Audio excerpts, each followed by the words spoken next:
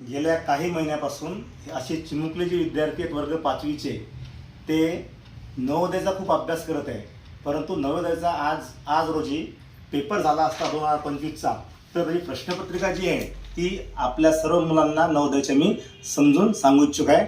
आपण सर्वांनी खूप चांगला पेपर लिहिला असेल आणि सर्वांनाच नवोदयसाठी प्रवेश मिळावा, जागा एवढा असेल तेवढाच मिळणार समजा, परंतु याचा उपयोग आपल्याला भविष्यातसुद्धा होणार आहे.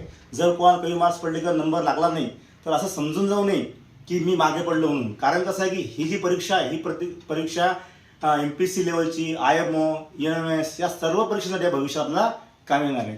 तर चला पाहूया आज की आपल्याला गणिताचे कोणकोणते प्रश्न आले होते आणि थोड्या सोप्या भाषेत पण आपण सांगण्याचा प्रयत्न करणार आहे. ओके, तर चला पहिला प्रश्न जो आहे आपला, पहिला प्रश्न असा आहे की एक आणि त्यांच्यामध्ये किती मूळ संख्या आहे. एक आणि त्यांच्यामध्ये किती मूळ संख्या आहेत तर सर्वांना माहीतच आहे. समजा मूळ संख्या सुरुवात होती 2 पासून, 2, 3, 5 आणि 7, म्हणजे एकूण किती मूळ संख्या आहेत 4. तर आजचा ऑप्शन आहे 4. यांच्यामध्ये असल्यामुळे आपण 11 घेत नाही, परंतु काही मुलांनी जर 11 घेतले असेल तर ऑप्शन येईल 5. ओके, तर त्याच्यामुळे हा प्रश्न उत्तर आहे 4. आता जो दुसरा प्रश्न आहे तर दुसरा प्रश्न खूप सोपा होता. 999 गुणिला 9999, तर याचं उत्तर आहे बी ऑप्शन. ओके, तर तिसरा प्रश्न जो आहे, तिसरा प्रश्नसुद्धा खूप सोपा होता की 0.2 गुणिला 0.03, तर आपण अतिशय सोप्या भाषेमध्ये 3 दुने 6 आणि 1, 2 आणि 3 म्हणून 3 संख्यांतर पॉईंट 1, 2 आणि 3, तर आपल्याला ऑप्शन भेटणार आहे ए. नंतर आपल्याला 64 या सर्व अवयवांचे फॅक्टरची बेरीज. आता फॅक्टरची बेरीज म्हणजे काय बाळांनो, पहा की आता आपल्याला बऱ्याच जणांना फॅक्टर आपण वेगवेगळ्या प्रकारचे काढतो, परंतु इथे जो फॅक्टर आपल्याला काढायचा होता तो अशा प्रकारे काढायचा होता की शिकवताना तुम्हाला सरांनी सांगितलं असेल बऱ्याचदा की 64चे फॅक्टर पडताना आपण डायरेक्ट काय करतो, 2ची सुरुवात करतो. 2ची सुरुवात न करता जर तुम्ही 2ची सुरुवात केली तर तुमचं उत्तर चुकणार. तुम्हाला सुरुवात करणं आहे की 1च्या पाड्यात येतो, 2च्या पाड्यात येतो, नंतर 4च्या पाड्यात 8, 16, 32 आणि 64, या सर्वांची जर आपण बेरीज केली तर ती बेरीज येते आपली 127. तर ऑप्शन नंबर सी हे आपलं उत्तर आहे. ओके, आणि काही मुलांनी एक पकडला असेल तर त्यानं उत्तर लिहिलं असेल 126, परंतु आपलं उत्तर काय 127. त्यानंतर नंबर 45, 20 आणि 30चा सर्वात मोठा म्हणजे सर्वात मोठा समान अवयव. तर खूप सोपा प्रश्न होता हा. याचं उत्तर आहे 10. आणि त्यानंतर जे डेसिमल पॉईंट म्हणजे दशांश पूर्णांकामध्ये दिलेले प्रश्न होते की 46 नंबरचा प्रश्न, या तिघांची पहिले आपण बेरीज करून घ्यायची. या तिघांची जी बेरीज आहे ही तिघांची बेरीज येणार आहे 675.2. यातून आपल्याला मायनस करायचे 0.6082. यांची ज्यावेळेस तुम्ही वजाबाकी करसाल तर त्याची वजाबाकी करताना हा 0 तुम्हाला लिहायचा आहे आणि त्याचं जे उत्तर आहे ते येणार आहे 674.4938. ऑप्शन नंबर बी. यानंतर अतिशय सोपा प्रश्न आहे. यानंतर हा प्रश्न आहे की 0.1 गुणिला 0.1 गुणिला 0.1, म्हणजेच आपल्याला माहिती आहे एकाने जर गुणलं तर 1 1 1 आणि एक संख्या, 2 संख्या आणि 3 संख्या, या 3 संख्या मिळून पॉईंट लिहायचा आहे. म्हणून एक संख्या, दुसरी संख्या आणि तिसरी संख्या, त्यानंतर पॉईंट. हा प्रश्न आपल्या 5व्या वर्गाच्या पुस्तकामध्ये आहे, तर त्याचा ऑप्शन नंबर आहे बी. आता यानंतर सर्वात महत्त्वाचा प्रश्न आहे तो म्हणजे 48. 48 जो प्रश्न आहे त्याला आपल्याला व्यवस्थित कॅल्क्युलेशन करणं आहे. 48 नंबरचा प्रश्नाचं आता उत्तर पाहूया आपण की 3/2 त्याला भागीला 3/2 गुणिला 2 अधिक 3/2. तर हे जे आपल्याला कंचे भागू व्यव म्हणजे बॉडमस या पद्धतीने सोडत असताना 3/2 गुणिला 2/3 गुणिला 2 अधिक 3/2, म्हणजे आता या 3 3 कटले, 2 2 कटले, म्हणजे इथं राहिला फक्त 2 राहिला. 2 + 3/2, म्हणजे जर याचं क्रॉस मल्टिप्लिकेशन जर केलं तर 4 + 3/2 2 म्हणजे उत्तर येणार आहे 7/2. तर ऑप्शन नंबर किती आहे आपला? C. Option number C. Okay. तर यानंतर वर्ग 5वी मध्ये जो प्रश्न आहे 49 नंबरचा की 999/1000 म्हणजे 1000 म्हणजे काय? एकावर किती शून्य आहे? 3 शून्य आहे. मग 3 शून्य असतील तर 999. तर 3 संख्यानंतर पॉईंट येत असतो आणि हा ऑप्शन आहे आपला. अतिशय सोपा प्रश्न होता, सी ऑप्शन. ओके. आता त्यानंतर थोडा अवघड परंतु आपल्या बुद्धीला चालना देणारा प्रश्न आहे. आता हे आपल्याकडे 4 ऑप्शन आहे. 4 ऑप्शन त्यांनी काय म्हणलं की अपूर्णांक जो फ्रॅक्शन आहे तो फ्रॅक्शन 0.238. तर 238 म्हणजे हा आलेला आहे. परंतु आता हा ज्याप्रमाणे आपण प्रश्न 49 नंबरचा घेतला त्याचप्रमाणे हा घेणार आहे आपण की 0.238चा पॉईंट काढून टाकायचा आहे. तर आपल्याला छेदामध्ये किती येणार आहेत? 3 शून्य येणार आहे. किती शून्य येणार आहेत? 3 शून्य. ऑप्शन हा पाहायचा आहे की 238/1000 हा ऑप्शन जो आहे हा कुठेच नाही आहे. ओके. तर आता 238/1000 इथे पण नाही आहे आणि जर 2ने भागलं तर आपल्याला 1000 भेटणार नाही म्हणून हा पण नाही आहे. 2ने भागलं तर आपल्याला 25 भेटणार नाही. परंतु आता इथे जर आपण 2ने भागलं, याला जर 2ने भागलं तर आपल्याला इथे 500 भेटतील आणि याला भागल्यानंतर 119 भेटतील म्हणून ऑप्शन नंबर ए. आता त्याचप्रमाणे 51 नंबरचा प्रश्न आहे की सर्वांना एक गोष्ट माहीत पाहिजे की 1 metre is equal to 100 centimetre म्हणजे 1 मीटर म्हणजे 100 सेंटीमीटर. परंतु 1 सेंटीमीटर म्हणजे किती मीटर? तर तो येणार आहे आपला याचा पॉईंट नंतर म्हणजे 2 संख्यानंतर पॉईंट 1 0 आणि 0.0 म्हणजे हा आला आपला 0.01 मीटर स्क्वेअर. तिसरा प्रश्न आहे एका रेल्वे गाडी दिल्लीहून जयपूरला जाण्यासाठी सकाळी 10:25 सुटली आणि संध्याकाळी ती 3:30 पोहोचली. तर त्याला किती कालावधी लागला? तर हे 3:30 आहे. तर हे आपल्याला करायचे आहेत 24 तासाच्या घड्याळीनुसार. हा प्रश्न फक्त संख्या बदलून आपल्याला आपल्या वर्ग 5च्या पुस्तकामध्ये 3:30 म्हणजे किती वाजलेले असतील? 15:30 आणि त्यातून 10:45 वजा करायचे. हे प्रश्न 5वीचा आहे म्हणून हा 30 न करता याला आपल्याला 60 मिळवायचे आहे म्हणजे हे 90 मिनिट होतील आणि इथे 14 तास होतील. जर यांची वजाबाकी केली असता 90मधून 45 गेले तर 45 राहिलेत आणि इथे तुम्हाला राहिलेत 4 म्हणजे ऑप्शन नंबर बी 4 तास 45 मिनटं हे आपल्या वर्ग 5च्या पुस्तकामध्ये आहे. तसेच आता हा जो प्रश्न आहे हा प्रश्न आपण 2-3 प्रकारे सॉल्व करू शकतो.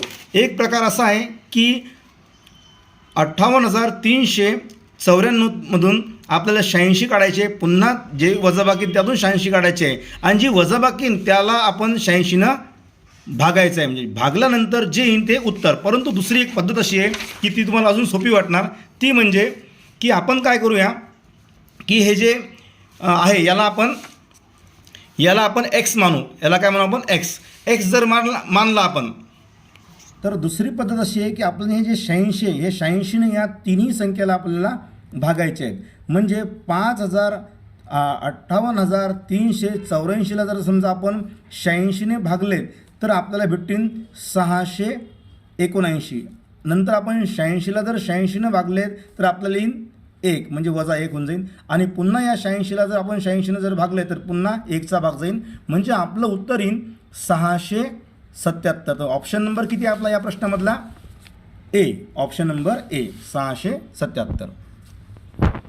प्रश्न क्रमांक 54. एका डब्यात 500 अंडी आहेत म्हणजे एका डब्यामध्ये किती अंडी आहेत? 500 अंडी आहेत आणि त्यापैकी 3/25 इतकी अंडी फुटलेली निघाली म्हणजे 3/25 त्याचा काढायचं आहे आपल्याला. तर 25 एका 25 25 दुने 50 म्हणजे अंडी झाली 60 म्हणजे 60 अंडी जी आहेत ती कशी निघाली? खराब. आणि नंतर एक प्रश्न वापरलेला आहे शब्द एकूण म्हणजे पुन्हा 500 अंडीपैकी 1/5 एवढा भाग हा पाहुण्यांसाठी राखून ठेवला म्हणजे 5×1=5 म्हणजे हे आला 100. म्हणजे पाहुण्यांसाठी किती अंडी ठेवली? 100 अंडी. म्हणजे एकूण जी अंडी आहे 60 खराब झाली आणि पाहुण्यांसाठी म्हणजे 160 अंडी ती आपण बाजूला ठेवली, तर आपल्याकडे होते 500 अंडी. म्हणून 500मधून जर समजा 160 गेले तर आपला ऑप्शन नंबर किती येईन पहा, तर आपला ऑप्शन नंबर येईन सी 340. अतिशय सोपा प्रश्न होता खूप. आता यानंतर आपण घेऊया प्रश्न क्रमांक 55. अतिशय सोपा आहे. एका दुकानदाराने 200 रुपयात एक घड्याळ विकत घेतली, म्हणजे 200 रुपयाची घड्याळ घेतली आणि त्याला नफा झाला 40 रुपये. जर त्याला नफा झाला 40 रुपये तर काय होईल, अधिक होणार, म्हणजे 240 रुपये. तर घड्याळीची विक्री किंमत किती, तर ऑप्शन नंबर सी. यानंतर अतिशय सोपा प्रश्न आणि आपल्या घरगुती वापरण्यातला प्रश्न आहे की एका फळ विक्रेत्याने 1,500 रुपयाचे सफरचंद विकत घेतले. हा प्रश्न म्हणजे 55 आणि 56 प्रश्न सारखा जवळपास, की सफरचंद घेतलेत 1,500 रुपयाचे आणि त्याला आणण्यासाठी दुकानापर्यंत आणण्यासाठी खर्च आला 100 रुपये, म्हणजे त्याला ते सफरचंद आपल्या दुकानामध्ये आणण्यासाठी झाले 1,600 रुपयाचे सफरचंद झाले. परंतु त्याने काय केले, त्याने हे सफरचंद एकूण 2,236 रुपयात विकले. म्हणजे 2,236 रुपयात जर विकले, त्यातून आपला जो लागलेला खर्च आहे तो वजा जाता, तो खर्च जर वजा जाता आपण केला तर ऑप्शन नंबर बी आपला आन्सर येणार आहे. 636 रुपये त्याला काय झाला, नफा झाला आणि फायदा झाला. यानंतर प्रश्न आहे 57 नंबरचा प्रश्न. हा जो आहे हा खूप छान प्रश्न आहे. पंचकोनाची परिमिती म्हणजे सर्व बाजूंची बेरीज. आता समजा हा पंचकोन आहे, 1 2 3 4 आणि 5, याला 5 बाजू आहे. तर 5 बाजू आहे, तर आपण त्याची सगळ्यांची बेरीज करू. त्याला उत्तर प्रश्न म्हणून A plus B plus C plus D plus E, म्हणजे 4 बाजूंची बेरीज केली असता 80 भरते.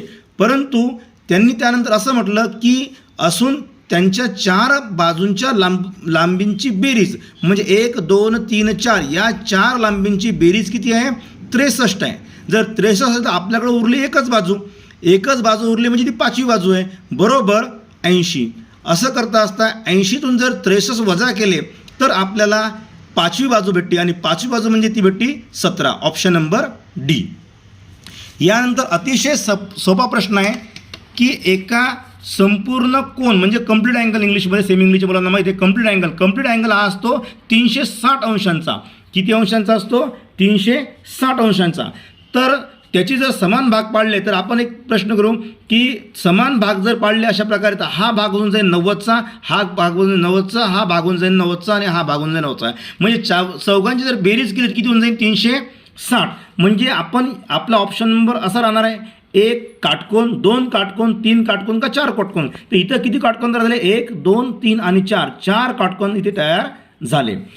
अतिशय सोपा प्रश्न होता. त्यानंतर एका आयताच्या सर्व अंतरकोनांच्या मापांची बेरीज, म्हणजेच काय की हा कोण आहे आणि कधी कोणत्याही चौकोनाच्या आतील सर्व कोणांच्या मापांची बेरीज हा नियमच आहे, ती असती 360 अंश.